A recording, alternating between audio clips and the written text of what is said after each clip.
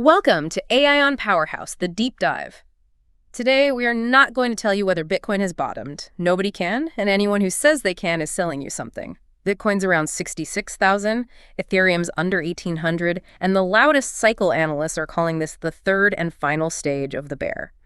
So instead of a prediction, we are going to build you something useful. A re-entry checklist.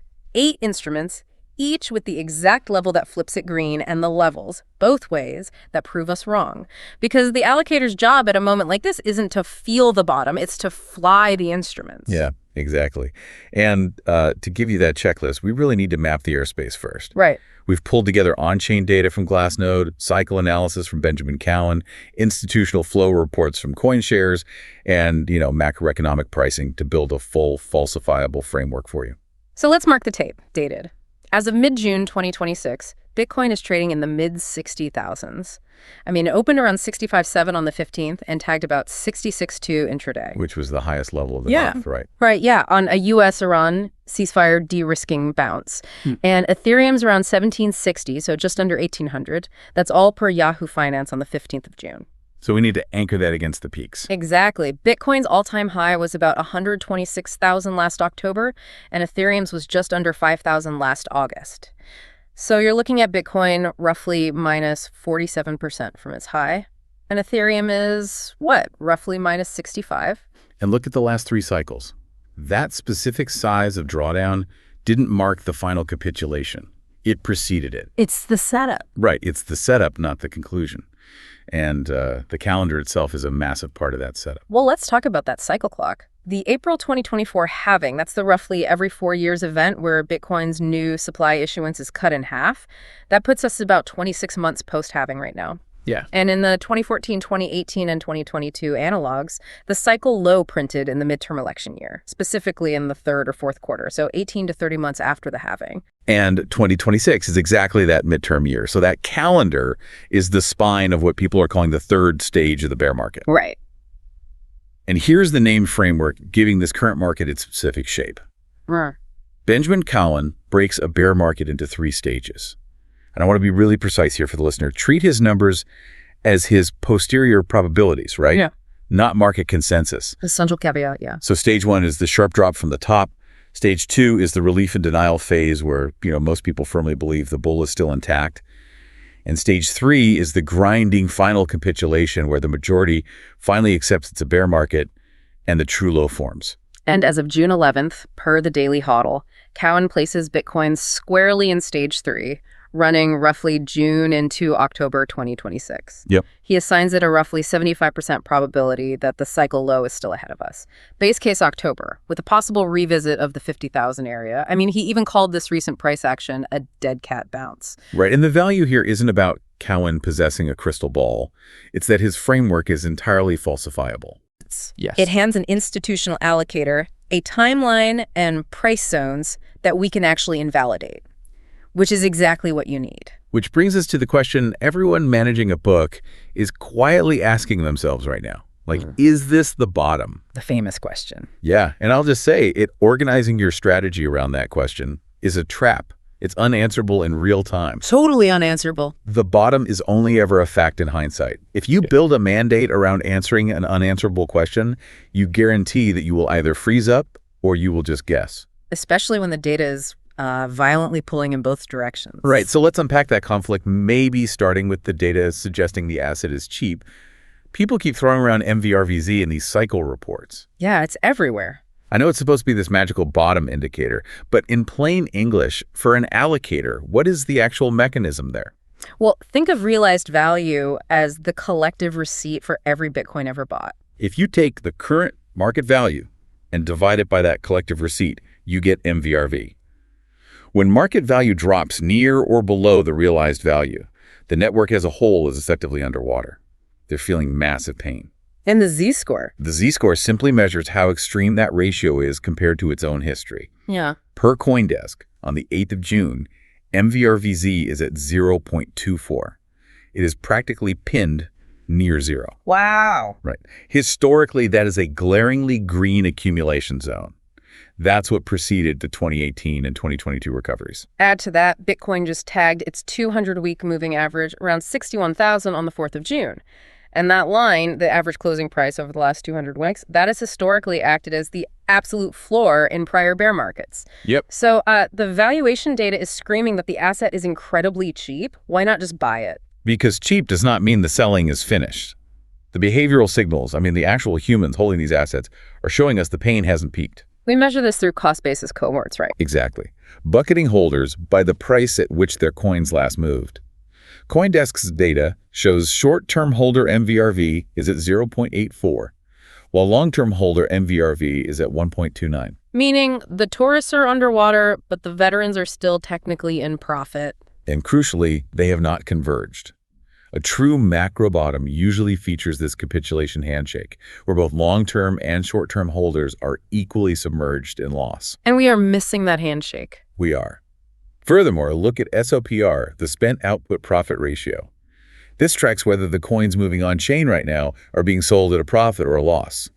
Per Glassnode via CoinStats, long-term holder SOPR is currently below 1. So the diamond hands are finally bleeding, they're throwing in the towel and hitting the sell button at a loss. Right, capitulation is in progress, but it is not complete. The tape is historically cheap, yet behaviorally unfinished. Staring harder at the question, is it the bottom, will not resolve that contradiction. So we throw that question out entirely.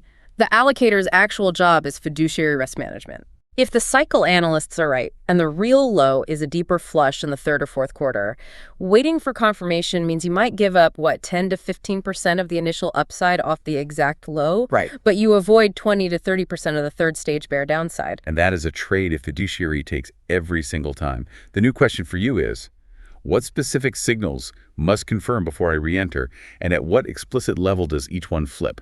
Catching the knife is a feeling. It's the urge to be early. Yeah, I'm looking at this tape, and my instinct is just, don't catch the falling knife. The oldest rule in finance, so the safest mandate is just to not reach for it. Sit on your hands and wait. Well, that sounds responsible, but just wait is actually just paralysis with good PR. Paralysis? Yeah, you can wait forever and miss the entire re-rate. Don't catch the knife. Yeah. Only tells you what not to do. We have to finish the metaphor. Don't catch the knife, wait for it to hit the floor, and stop bouncing. Oh, the bounce is the trap. The first time it hits the floor, it jumps. That's the dead cat bounce Cowan named. You aren't waiting for the impact. You are waiting for it to go completely still. And that stillness isn't a gut feeling. It is a set of observable confirmations. Okay, so if we map this to how you actually run a book, Yeah. re-entering a third stage bear is essentially flying a plane through a dense cloud layer. You get vertigo, Yes. the instinct to pull up by the seat of your pants because the bounce feels like the bottom. That instinct is exactly what kills pilots in a whiteout. Vertigo equals market sentiment. The trained pilot ignores the feeling in their stomach and flies the instruments. We have an 8-instrument panel for this. Right. The 200-week moving average, MVRVZ, the cohort MVRV handshake, realized price reclaim, long-term holder SOPR, funding and basis, ETF net flows, and the Fed and liquidity gauge. You don't land because the cabin feels safe. You land when the dashboard says you are clear. And a pilot doesn't argue with a single gauge. MVRVZ flashing green at 0.24 is just one light. It is not clearance to land. Clearance requires the entire panel to agree. Valuation is cheap, cohorts have shaken hands, flows are positive, and liquidity isn't tightening. Every instrument has a number. Which brings up a challenge for your own mandate tonight. Pull out your investment thesis and write down the exact number that flips each of those 8 gauges from red to green and the number that makes it more red. If you cannot write those numbers, you do not have a checklist. You have a hope. And hope gets you dragged down to 50,000. Let's really stress test this panel with the absolute worst case scenario. Give me the full structural bear argument, the lower for longer reality. We build this on observable conditions, starting with the timeline. Pillar 1 is the cycle clock we discussed. Cowan's roughly 75% probability of a stage 3 continuation, targeting October and a $50,000 revisit per the daily hodl. The calendar empirically backs it. And pillar 2? Pillar 2 is the humans holding the bag. The cohorts haven't shaken hands. Short term at 0.84, long term at 1.29. Cheap does not equal bottomed. But wait, what about the ETF narrative? I mean, the whole thesis for 2024 and 2025 was that institutional money would smooth out the volatility. The scary part of that data is pillar 3. Record institutional outflows. Let's define ETF net flows quickly. It's the daily capital being added to or redeemed from spot exchange-traded funds. Right. We're seeing reported figures from aggregators like CoinfoMania and investing.com-teen. And I will explicitly caveat these as reported. You must cross-check them against primary flow tables. That U.S. spot ETFs bled about $3.4 billion in a single week in early June. $3.4 billion out in a single week. It was the tail end of a reported 13 consecutive day outflow streak of roughly $4.4 billion. And 75% of this came from BlackRock's IBIT. Wow. That is not retail panic. That is the largest, most institutional vehicle bleeding capital. Look at CoinShares Q1 data. Institutions dumped 52,500 Bitcoin. Hedge funds cut 39%, even as banks doubled. The trading capital is leaving. The marginal institutional buyer became a seller. So the big money is stepping back. But what about forced sellers? Because I keep hearing about MicroStrategy acting as a massive structural risk. Well, Pillar 4 is exactly that forced seller overhang. Imagine a homeowner who loses their job. They don't sell their house because they want to. They sell because the bank forces the liquidation. Right. If MicroStrategy's collateral drops too low, the market hits the sell button for them. Exactly. Strategy, or MSTR, carries roughly $15.7 billion in convertibles and preferred debt with a junk rating. They're looking at $779 million a year in payments, per investing.com. That is a massive structural supply risk. It can dump assets into any market weakness regardless of price. Add Pillar 5 to that, the macro and liquidity environment. The Fed is simply not offering a rescue boat. The June FOMC priced a 99.6% probability of no change per Polymarket. A data-dependent hold. Yeah, and Treasury liquidity is thinning. You don't have the macroeconomic tailwind to force a risk-on rally. Which leads to Pillar 6.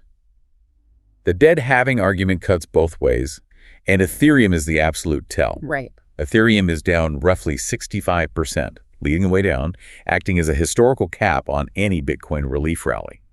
One camp argues that ETFs killed the 4-year cycle rhythm, creating a super cycle. But if the cycle is dead, the structural demand bid just showed up as record outflows. Exactly. You can't claim ETFs killed the bear market and then ignore them when they bleed billions. The cycle is dead thesis doesn't rescue you. It removes your map. Every one of those pillars is an observable condition. But how do we synthesize this? We have this brutal structural bear case, but we also have Grayscale publishing a 150 to 170K base case, and Coinbase pounding the table on an institutional structural demand thesis. Well, the honest read is that they aren't actually contradicting each other. Grayscale and Coinbase are talking about the 12 to 18-month destination. Horizon. Right. The bear case is talking about the path to get there. A possible Q3, Q4 deeper flush. You can absolutely hold both concepts. Lower for a while and higher eventually. The checklist is what sequences them. So let's give the listener their concrete moves. Move 1 is building the board. Here are the explicit flip thresholds for all 8 instruments. Let's do it. Instrument 1, the 200-week moving average.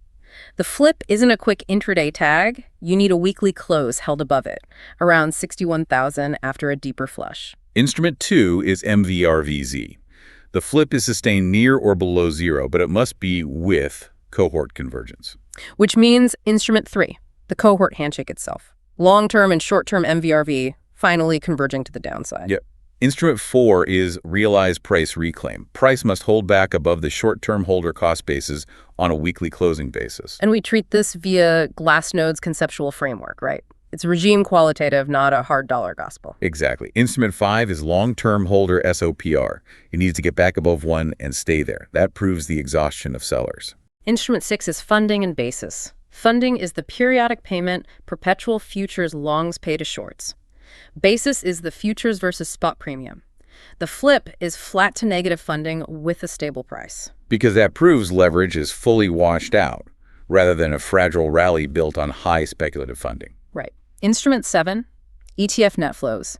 We need a sustained multi-week positive streak, not just the reported one-day $85.9 million blip we saw on June 12th. And finally, Instrument 8, the Fed and liquidity gauge, a confirmed rate cut or a clear observable easing of financial conditions. Write the number next to each. That's the board. Okay, move 2 is how you deploy capital against that board. DCA versus the confirmation barbell. DCA, or dollar cost averaging, means buying a fixed amount on a schedule regardless of price. Use DCA for the valuation signals you already have. Like MVRDZ near zero and the 200-week MA tag. Right. Use those to build a very small starter tranche, if your mandate permits. But reserve the absolute bulk of your sizing for when the behavioral, flow, and macro gauges actually flip green. Valuation gives you permission to prepare. Confirmation gives you permission to act. Small DCA starter now, the real size on the green board. And move 3 is sizing to invalidation, not to conviction. This is huge. Decide the price at which you are wrong before you enter, and size the position so that being wrong costs you a survivable amount. If your invalidation drops you into that $50,000 zone Cowan flagged, your starter tranche has to be small enough that getting dragged down there doesn't break your book. Because conviction sizing is exactly how allocators blow up in stage 3 bears. Invalidation sizing is how they are still standing to buy the actual low. This brings us to the most important point of the entire framework, the second order red. The foundational reality underneath all 8 instruments is that cheap is necessary, but not sufficient. And the discipline isn't predicting the low, it is pre-committing your response. So the decision remains mechanical when fear or greed is at its absolute loudest. Treat re-entry as an instrument-rated approach. Exactly. So let's explicitly state the invalidations both ways for the listener. We are wrong, meaning the bottom might actually be in and you should start scaling. IFAF Bitcoin reclaims and holds a weekly close above the short-term holder cost basis and D above the 200-week moving average after a flush. Furthermore, the cohorts converge, long-term holder SOPR returns above 1 and stays there, and ETF flows sustain a multi-week positive streak without any offsetting forced seller supply hitting the market. But we are right, and it is lower for longer, meaning keep waiting. Bitcoin loses the 200-week moving average on a weekly close basis, MVRVZ pushes below zero, and SOPR keeps bleeding. That opens Cowan's roughly $50,000 target and pushes the bottom timeline toward October. Right. And we must include a time stop. If none of the green conditions trigger, and price just chops sideways above the 200-week moving average into the fourth quarter with no major capitulation print, the third stage may have quietly completed. At that point, you reevaluate the entire framework rather than waiting forever for a textbook flush. So the question was never, is the bottom in? It's, have you written the number next to all 8 gauges, and are you sized so that being wrong is survivable and being right is mechanical? Reclaim the 200-week and the short-term cost basis with sustained flows, you scale. Lose the 200-week weekly, you wait for 50. Decide that before the print, not after. That's today's AION Powerhouse Deep Dive. Don't catch the knife, fly the instruments, and let it stop bouncing. Come back tomorrow for the next one. That's your AION Investor Briefing. Stay informed every weekday. Subscribe now and download the AION app at aionpowerhouse.com.